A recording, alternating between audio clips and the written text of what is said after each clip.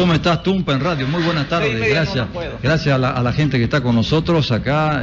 Vamos a trabajar acerca de cosas que estamos viendo, que son los problemas de las cooperativas, las implicancias políticas que puede tener eso, que tiene que ver, va a tener una derivación hasta con el pacto fiscal, va a tener ciertas cosas, ciertos elementos bastante difíciles.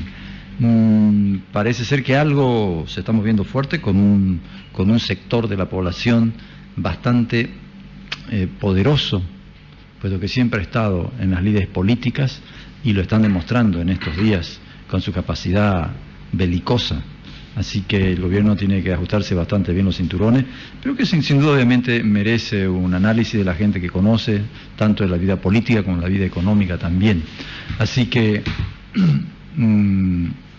José Padilla, gracias por estar acá. Acérquese al micrófono. Usted es un hombre el agradecido soy yo por tu invitación. Gracias. Gracias. Alberto Mansuetti, buenas tardes. Buenas tardes, muchas gracias por invitarme. Buen perfil tiene Alberto Mansuetti. Ernesto Machicao, como siempre, muchas gracias. Tumpa, buenas noches. Aquí, muy gentil. Buenas noches ya casi, ¿no? Estimado Márquez, no sé si entendés minería, pero bueno, ya que está por lo menos, si sos de allá, andás cerca de los mineros. Buenas noches, Tumpa. Sí, vamos a tratar de ver el conflicto de los cooperativistas desde una perspectiva más generosa, más allá de la económica, la social, y en el problema que se ha metido de cabeza el gobierno, ¿no? Y no le daba otra. Hay una persona que conoce bastante minería, José Padilla, ingeniero petrolero, ¿no?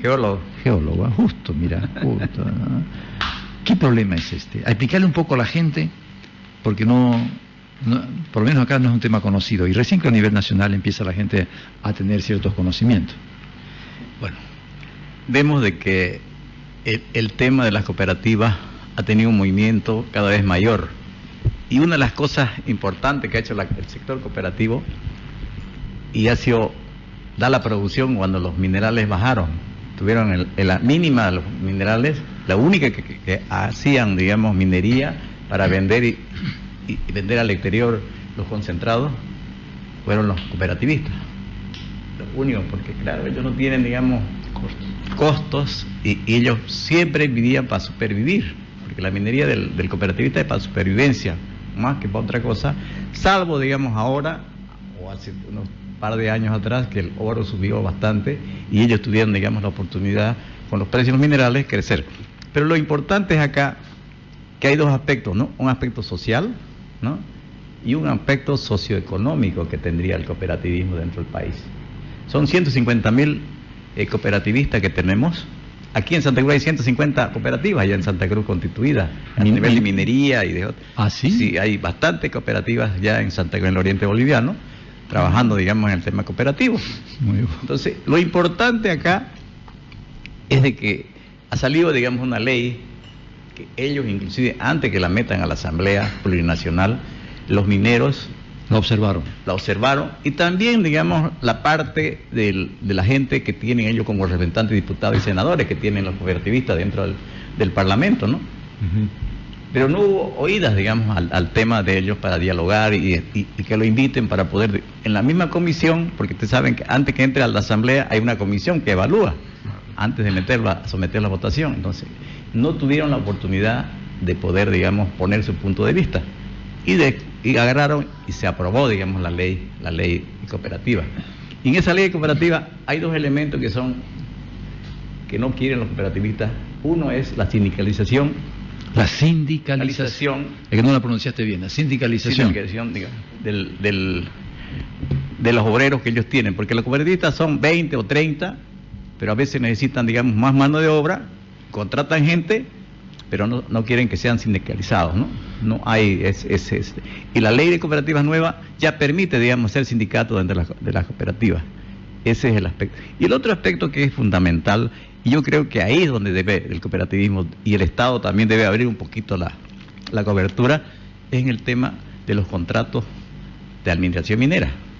Si bien, digamos, el cooperativismo tiene una serie de ventajas con relación al privado, en tema impositivo, ¿no?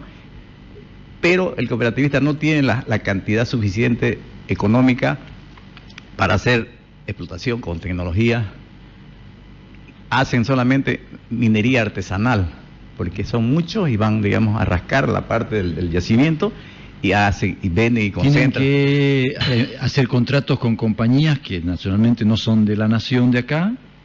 Ni nacionales ni extranjeras. Ni nacionales ni extranjeras. Ni nacionales ni extranjeras. Ellos solamente pueden hacer empresas con el Estado, con Comibol, por decir, ¿no? Pueden hacer, como tienen varias cooperativas que trabajan con Comibol, excepto, digamos, las que ya habían antes, San Vicente y otra que está en Potosí, que trabajan ellos ahí, ¿no? Trabaja Comibol, trabaja la empresa privada y los cooperativistas. Pero ya ahora en la nueva ley de minería, ya inclusive ahí dice claramente que las cooperativistas no pueden hacer asociaciones de contratos con privados, ni nacionales ni extranjeros. Y yo creo que la cooperativa necesita tecnología, necesita también inversión, necesita, digamos, expandirse y hacer una minería que queremos como todo país. Y sobre todo la parte ambiental. Ellos no tienen la capacidad económica para poder, digamos, solventar la parte ambiental. Por eso que la mayoría de las cooperativas no cumple, digamos, el tema ambiental en el país en lo que están trabajando. Entonces, para mí es importante que ese espacio que se le da también ellos también debían tener la opción de agruparse varias cooperativas y poder, digamos, ya sea con una empresa extranjera que tenga tecnología e inversión, para poder manejar la minería de otra manera que queremos. Pero el Estado no quiere. En la ley minera no permite. No permite. No permite, y ese es el tema fundamental en el cual está encuadrada, digamos, el problema que se tiene en este momento, ¿no? El no permitir hacer sindicato y no permitirle, digamos, que se asocien con capitales privados, tanto nacionales o extranjeros. Sí, ok, nos queda claro. ¿Cómo va por el Perú estas cosas, Alberto Mansuetti, en otros países, vos que estás especializado en eso? Bueno, estamos promoviendo la propiedad privada del subsuelo, ¿ok? Porque en Perú también hay este tipo de problemas, ¿no? Y lo que uno pregunta siempre es, ok, pueden ser razonables o no las demandas de los cooperativistas, pero ¿qué culpa tienen, si el gobierno no atiende esas demandas, qué culpa tienen los productores agropecuarios, los agricultores, los campesinos que no pueden sacar sus cosechas a los mercados porque las vías están bloqueadas? O sea, ¿qué necesidad hay de recurrir a métodos del siglo XIX? O sea, ¿qué necesidad hay de emplear la violencia contra gente que no tiene la culpa si el gobierno decide no atender a las demandas de la cooperativa? Y no me refiero solo a los agricultores, también me refiero a los viajeros, a los turistas, a los trabajadores que van de un lado a otro a visitar a su familia o a estudiar o a hacer diligencia. O sea, por otro lado, fíjate que de acuerdo a lo que habíamos hablado por teléfono, yo me puse a buscar cuáles eran las demandas de los cooperativistas. Y resulta que no pude mucho encontrar. Encontré algo ahí como lo que está explicando el señor, pero no pude mucho encontrar. ¿Por qué? Porque cuando se recurre a métodos brutales y bárbaros, cuando se recurre a la violencia, como hacen los cooperativistas con las rutas y las carreteras que las bloquean, impiden a la gente pasar, entonces la atención de la prensa y por lo tanto de la opinión pública no se centra en las demandas, que pueden ser justas o razonables, no sé, no entro a opinar sobre eso, pueden ser justas y razonables, pero si se está aplicando la fuerza, si hay enfrentamiento con la policía, si hay tiros, si hay dinamita, si hay heridos y sobre todo si hay muertos, nadie se acuerda de cuáles son en realidad las demandas. Nosotros estamos promoviendo en el Perú la privatización del subsuelo. El subsuelo sea privado, o sea que los recursos mineros pertenezcan a las personas que viven ahí, las comunidades, las familias, los campesinos que viven ahí, muchos de ellos son mineros, otros no, y entonces de esa manera le quitamos al Estado la propiedad de la minería, la propiedad del recurso, la propiedad del subsuelo, se la entregamos a la gente y entonces las compañías tratarían con la gente y la gente vería si le vende sus tierras o se las alquila o se hace una sociedad, ¿me explico? Y entonces se evitan esos conflictos de tipo siglo XIX de recurrir a la violencia, a la brutalidad y a la fuerza como están recurriendo los cooperativistas ahora en Bolivia. Ok. Tipo siglo XIX dijiste, y el XX, y lo que va del siglo XXI... Dije XIX, porque el recurso a la violencia, a la brutalidad, ya en el siglo XX se había empezado a morigerar un poco. Ernesto Machicao. Vamos a escuchar a Ernesto Machicao, que está absorto en ¿sí podés? Claro, sí. Por supuesto, sí, para eso estaba leyendo, estaba absorto mirando la Constitución. No, yo estoy totalmente de acuerdo que deberíamos vivir el siglo XXI, el XXII si es posible, ¿no?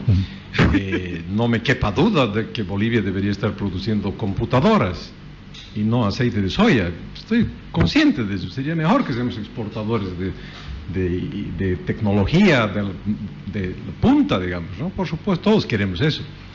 El problema es que tenemos una serie de constreñimientos y hay que pisar tierra, ¿no? A ver, el constreñimiento más importante que tiene Bolivia es la Constitución Política del Estado. Es el más importante de todos. La Constitución dice, manda que los contratos mineros se hacen con el Estado. Las concesiones te las da el Estado. Nadie más te puede dar una mina que no fuere el Estado. ¿Correcto? Así dice la Constitución. Así se hace, ¿no es cierto? Sí, claro.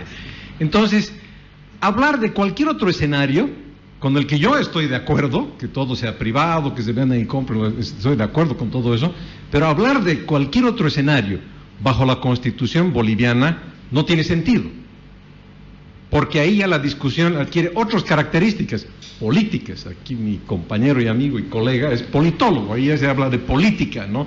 Tendríamos que oponernos a la Constitución Política del Estado y decir, no debería ser el Estado el que dé concesiones mineras. El Estado debería dar una primera venta y el resto, como se hace hoy día con los inmuebles en todo el país, ¿no? Que venda y compre el señor Tumpa con cualquiera y ya pues se hace la vida privada de las de propiedad minera o de propiedad hidrocarburífera, pero eso no ocurre así. La Constitución nos cierra, Tumpa, a que cualquier negocio que hagas en materia de minería lo tienes que hacer con el Estado. Por eso es que no permiten que hayan contratos de empresas transnacionales con las cooperativas, ¿sí o no? Es la razón, porque podrían hacerlo, pero el gobierno dice, la Constitución manda que si una empresa extranjera quiere venir a hacer minería, o una empresa nacional si quiere hacer minería, tiene que someterse a la Constitución, y la Constitución dice que ese negocio lo tiene que hacer con el Estado. Ese es el tema de fondo, no hay otro tema de fondo, no hay que mentirnos, digamos. El tema es de que vos ahora, con la nueva ley minera, hace los pedidos mineros para hacer contratos administrativos. Claro. Vos administras, digamos, un área minera, pero sigue siendo el Estado. Por supuesto. Antes las preconstituidas, que todavía tienen que migrar a contratos administrativos, tenían, digamos, la autonomía, si querés llamarlo así, pero tenían autonomía, me refiero yo, de gestión, de explotación. Ellos pagaban sus impuestos, pagaban los patentes, pagaban todo lo demás, ¿no es cierto?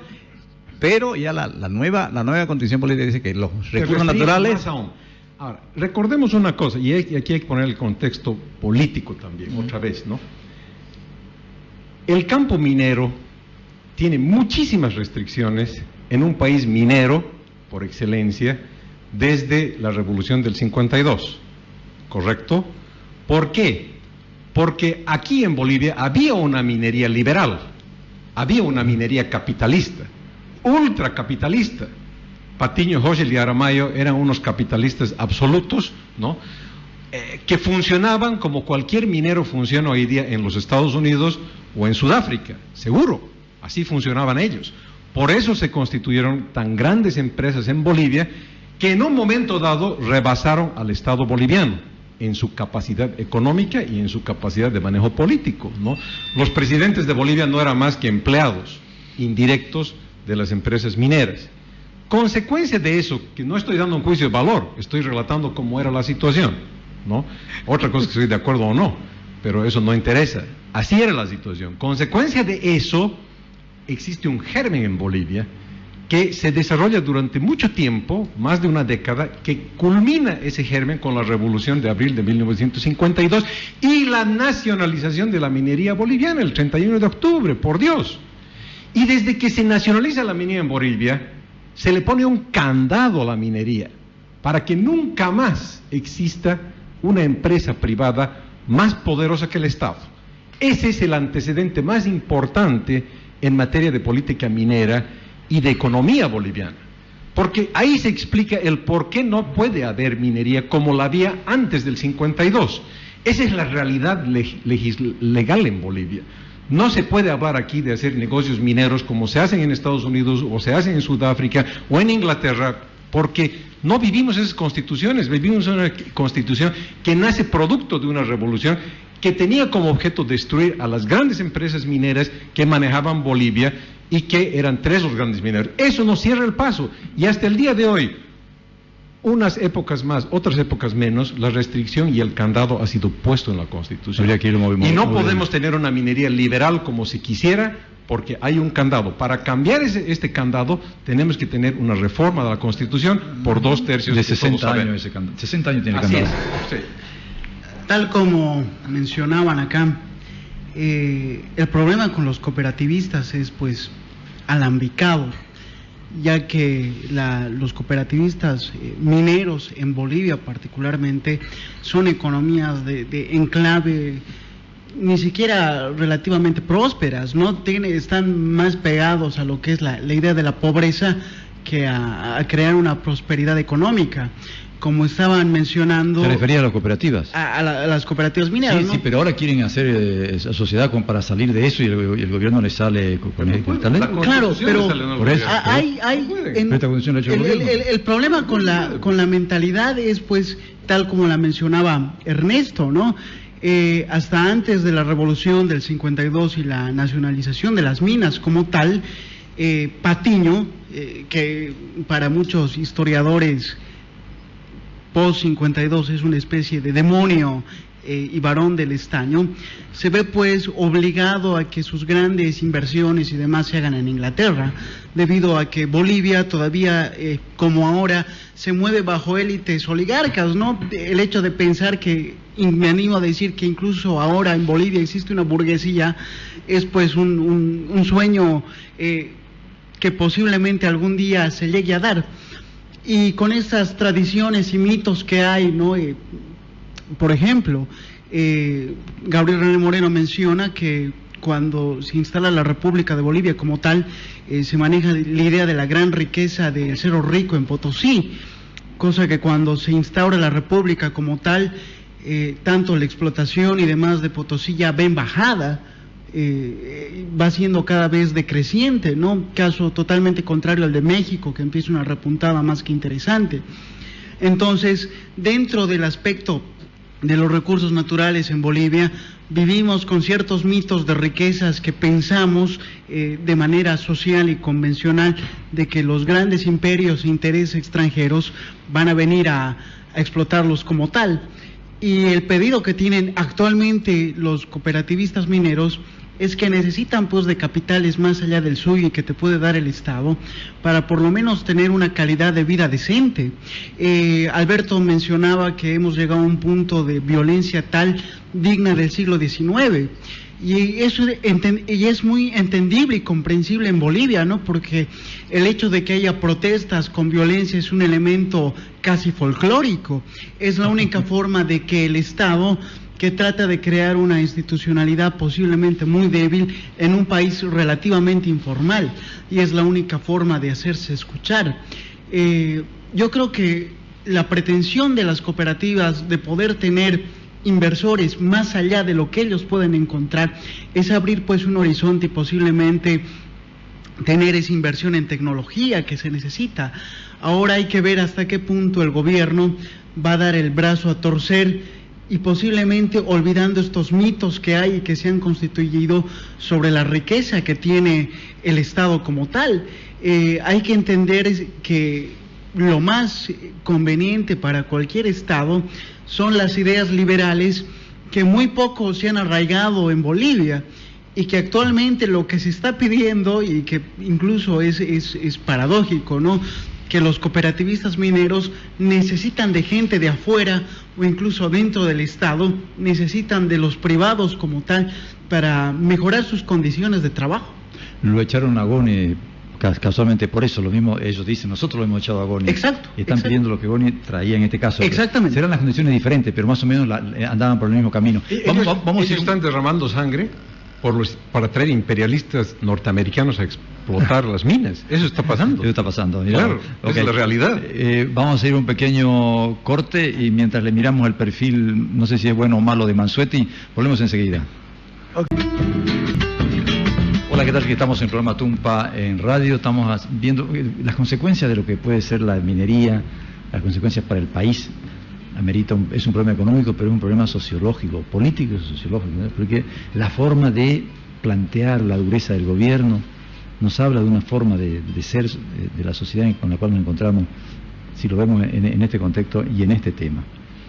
Estamos conversando con Alberto Mansuetti desde Cochabamba, José Padilla. Dos palabras de las que dijeron ahí, se dijeron hasta ahora. La palabra candados y la palabra mitos. ¿Cómo? ¿Cómo decías? Candados y mitos. ¿Ok?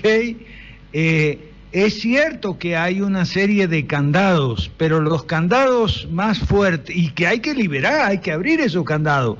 Si queremos progreso, si queremos estar en el siglo XXI y si queremos riqueza y producción, tenemos que abrir esos candados. Ahora, lo más, es cierto los candados que señala legales de tipo constitucional y las leyes, pero los candados más firmes son los ideológicos.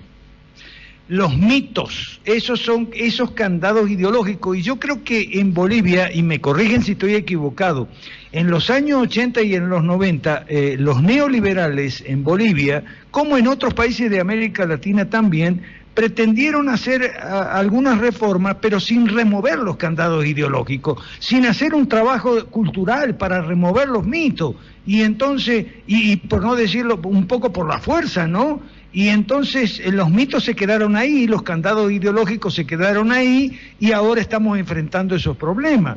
¿Cuáles son los mitos? Bueno, hay dos o tres que me voy a referir muy rápidamente. Primero, el mito de que el recurso natural es riqueza. Eso es un mito.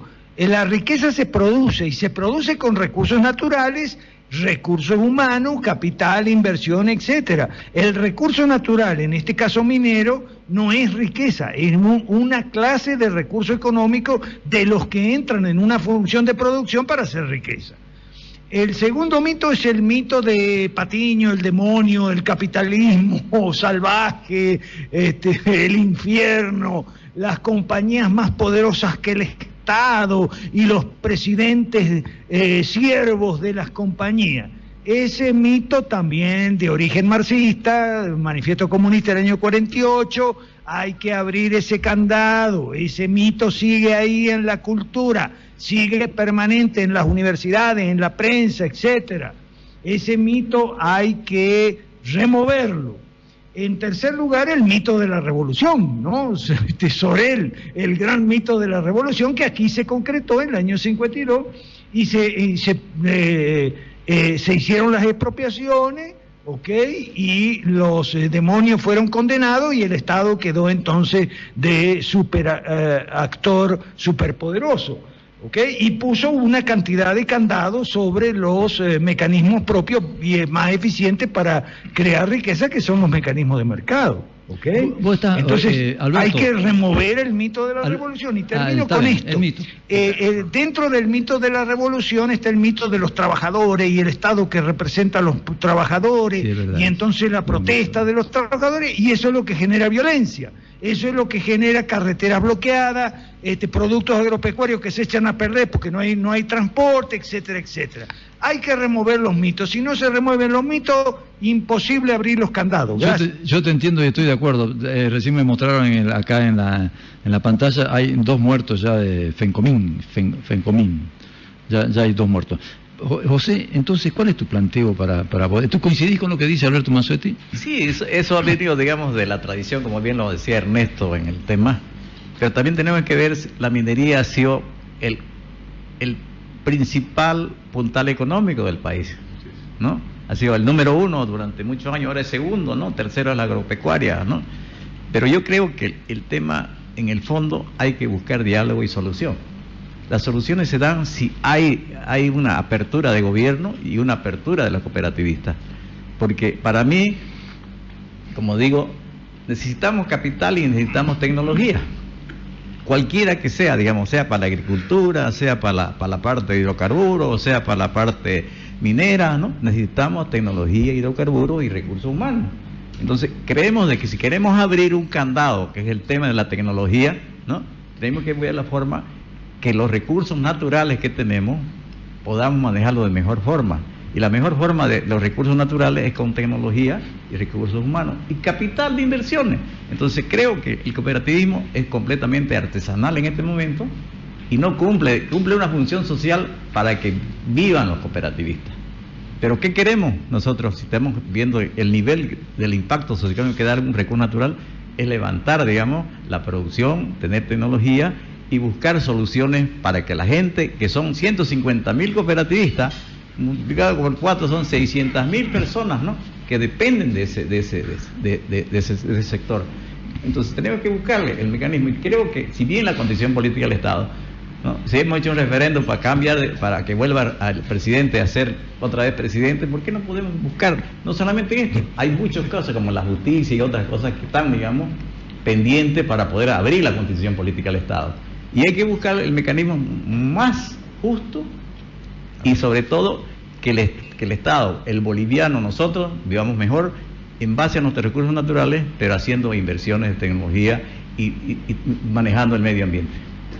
A ver, yo tengo una serie de discrepancias, pero básicamente no podría estar en desacuerdo de que se necesita capital. En Bolivia no hay capital para hacer minería de verdad.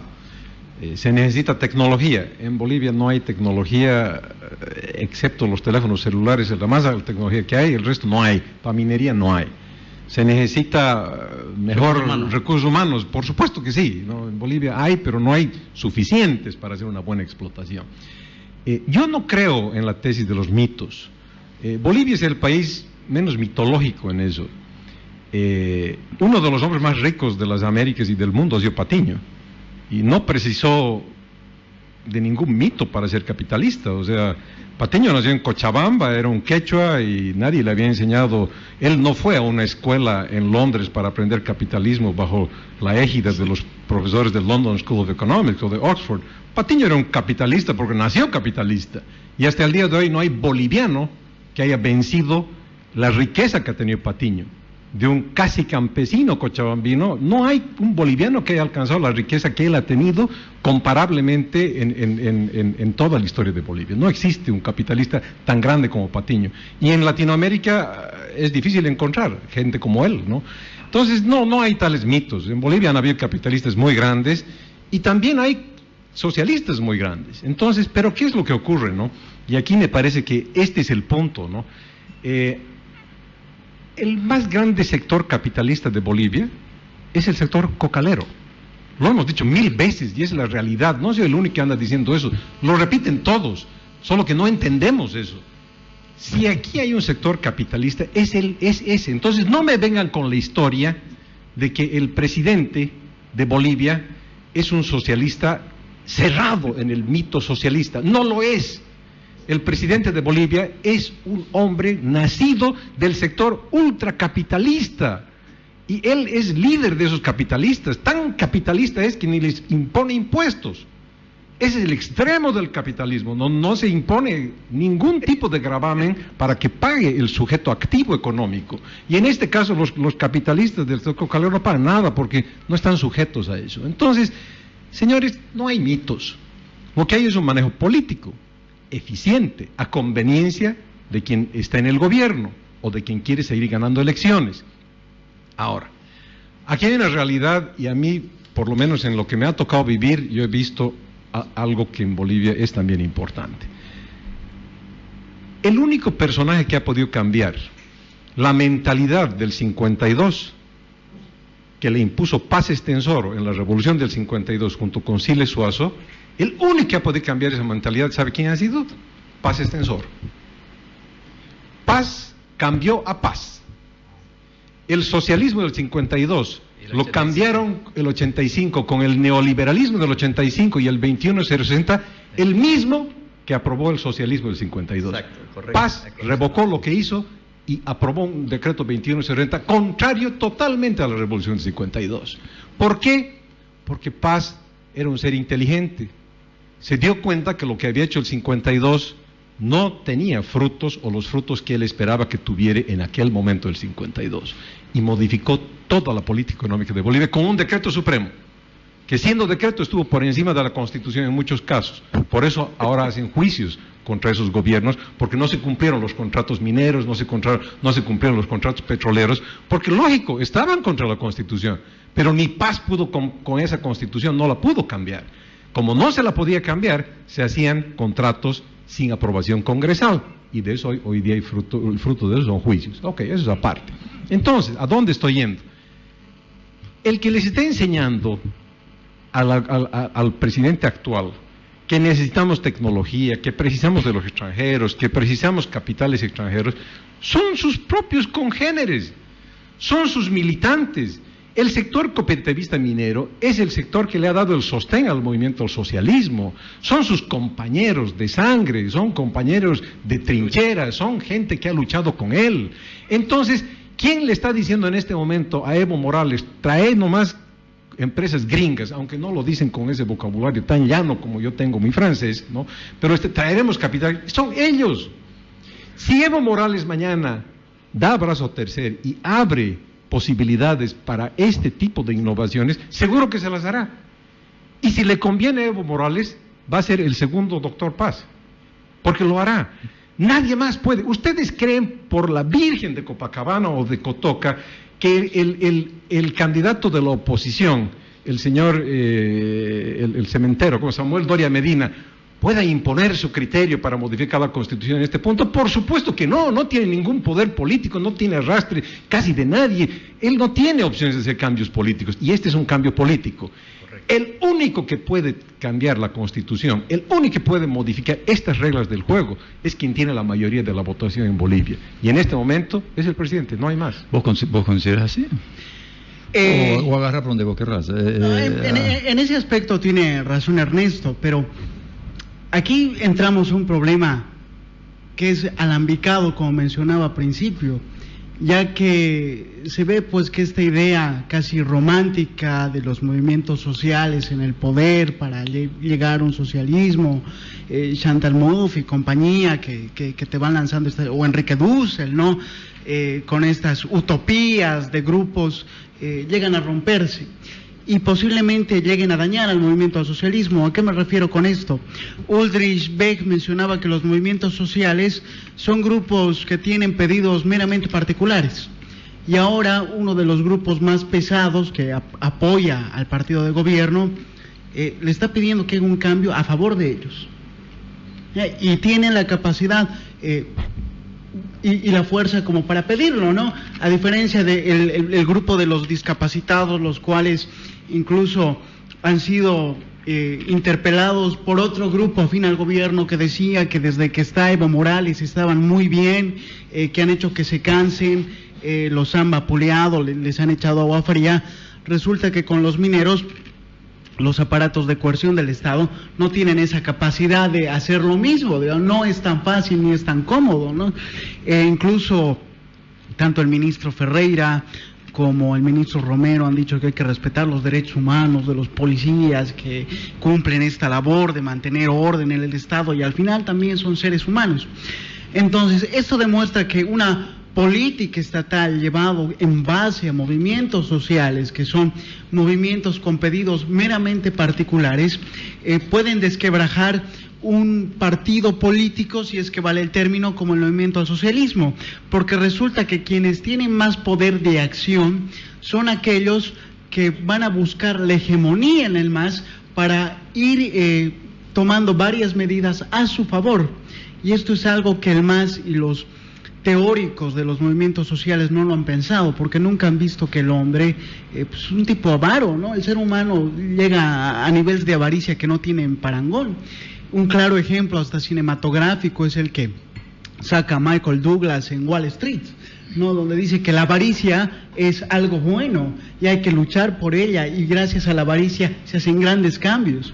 Entonces, el partido de gobierno se ha metido en un problema con uno de sus movimientos sociales que eran leales y que justo han salido con un pedido que es inteligente, porque lo que realmente se necesita, y lo han dicho acá en esta mesa, se necesita una inversión pues de verdad para una minería seria, para no una minería de enclave meramente pobre.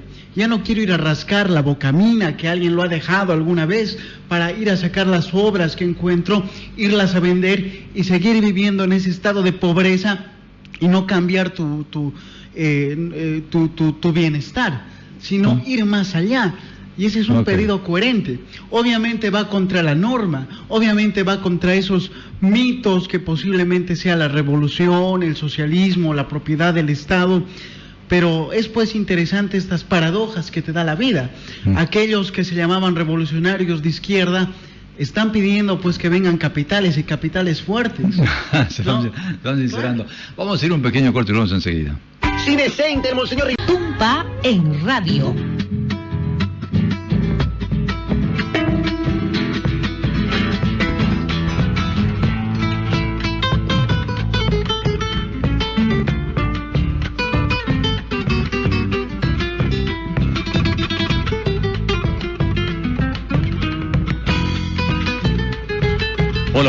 Hola, ¿qué tal? Tumpa en Radio. Estamos acá conversando con Ernesto Machicao, José Padilla, Alberto Mansuetti y Jorge Márquez, politólogo. Alberto, ¿escuchás? Nada más porque sé que el tiempo es corto. Dos cositas nomás. Dale. Uno de los mitos que se me olvidó es el mito de las cooperativas. El mito de las cooperativas dice que las cooperativas son buenas porque no son capitalistas, mientras que las otras empresas son malas porque son capitalistas. Nosotros los liberales clásicos no estamos en contra de las empresas cooperativas. Cada quien es libre de darle a su empresa el tipo, la forma organizativa que le dé la gana. Lo que estamos en contra es del mito y de que, sobre todo, de que los gobiernos les den a las empresas cooperativas privilegios legales y nichos monopolísticos y oligopolísticos en función del mito. Es que ese es el problema en América Latina. El problema es que tenemos realidades capitalistas emergentes, como el caso de la industria de cocalera que señalaba Ernesto, realidades capitalistas emergentes que pugnan por ser reconocidas, por ser admitidas, por ser legitimadas moral y jurídicamente, y eso es lo que no hemos tenido. Y entonces lo que tenemos ahora para poder estar en el siglo XXI es que promover una gran discusión ideológica sobre esos mitos, a ver si salimos de una vez por todas de la hegemonía cultural de las ideas marxistas, que todavía son tenidas como legítimas, ciertas, verdaderas, valiosas, nobles ideales, bla, bla, bla, y es lo que son las ideas que inspiran muchas leyes, inspiran muchas constituciones que hoy nos ponen todos una serie de candados a las industrias, a las actividades productivas, a la inversión de capital, a la erradicación de capitales extranjeros, tecnología, etcétera, etcétera. Una sociedad no puede progresar, no puede emerger si tiene toda una nube negra de mitos marxistas que impiden a los agentes económicos desarrollarse, crear empresas, crear riqueza, invertir, producir, vender, comprar y vivir bien, ganando más y mejor y viviendo mejor. Eso es todo. Gracias. Oíme, antes de que te vas, ¿cómo están manejando en el Perú o en Chile la minería? En Perú estamos, y te aviso, y gracias a Dios nos va muy bien con el nuevo presidente. No, el nuevo presidente no está de acuerdo con nosotros, pero por lo menos nos abre la puerta, nos escucha, y aunque no nos dice amén a todo lo que nosotros decimos, ni es tampoco nuestra aspiración, no nos cierra la puerta en la cara como otros presidentes de América Latina. Sí, pero entonces, lo que proponemos nosotros allá es la propiedad privada del subsuelo. O sea, que las comunidades, que las familias, que los campesinos que son propietarios del suelo, puedan ser propietarios del subsuelo y todo lo que contiene. Aquel antiguo principio anglosajón de que la propiedad se extiende desde el infierno hasta el cielo. O sea que si tú... por eso es que si tú encuentras un petróleo o encuentras oro o plata en tu terreno, en Texas, tú te haces millonario, pero si hace eso en América Latina, te vuelves pobre porque el Estado viene y te quita todo. ¿Me explico? Gracias. Son las 18:59 minutos. Está bien, pacto fiscal ya, para que no sigan cercenando nuestro dinero. Ese es el mensaje que nos manda alguien que escucha y está... Por cierto, relacionado con ese tema, mi artículo de hoy en el diario El Día, que se titula Los tres federalismos, ahí se toca el tema, en tercer lugar, el último de los tres federalismos, el federalismo fiscal. Esa es otra propuesta de nosotros los liberales clásicos en América Latina, federalismo fiscal. Federalismo fiscal, ok. Hoy podés seguir a Tumpa en la página web www.tumpa.com.bo y a partir del 1 de septiembre lo podés escuchar a Tumpa en los celulares www.tumpa.com.bo. Y este 1 de septiembre podés ir a la presentación del libro Libertad y Liberalismo en Bolivia, a propósito, estaba hablando de la Patiño, Simón Patiño, que está en Independencia, esquina Suárez de Figueroa, lo presenta el filósofo Enrique Fernández, liberalismo y libertad en Bolivia. Son las 19:01 minutos, viene fútbol. José Padilla, muy amable, gracias por estar acá. Otro momento hablamos. El agradecido soy yo siempre para poder opinar, digamos, y gracias a tu espacio para poder, digamos, orientar algunas cosas que son importantes, como la economía del país. No te olvides que la minería es la segunda economía del país. Entonces tenemos que ver la forma de mantenerla y superarla esto. Entonces creo que es el momento del diálogo, evitar el bloqueo y ir al diálogo para poder, digamos, consensuar de ambas partes y sacar algo beneficioso para el país. Muchísimas gracias. Alberto Mansuetti, hasta la semana que viene entonces. Muchas gracias. Gracias. Muchas gracias. Jorge Márquez, gracias, muy amable. Un gusto estar acá, Óscar, e incluso haber compartido el espacio con el maestro Alberto Mansuetti, que hay que seguir nomás metiéndole duro a las ideas liberales para que la gente vea más allá de lo evidente. Muchas gracias, Ernesto, como siempre, muy amable, gracias. Un gran placer, demos paso al fútbol. Gracias, muchas gracias. Ya lo dije, que nos escuchen en www.tumpa.com.bo y pacto fiscal ya, para que no sigan cercenando, obviamente, el dinero que le corresponde a cada departamento. Muy bien, muchísimas gracias. ¿Qué me está mostrando ahí? ¿Qué es esto? Te dejo el mapa isopáctico